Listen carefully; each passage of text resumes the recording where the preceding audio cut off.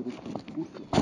Tu discorso la macchina. e allora perché questo discorso tu come vuoi che sono 12.000 euro e tu ce la dici ma non 5 vedete di 1.000 euro all'uno è una pigliata a poco Giro un anno, ma l'ho dato 12.000 ci muoiono 100 euro. ed è che ti sta dicendo ce l'ha dato tutto l'anno allora io sogno da pace però quando poi uno cerca di pigliare a poco culo non c'è la minchia perché io per sognare me lo dà io rompio e quando io rompo rischiavo perché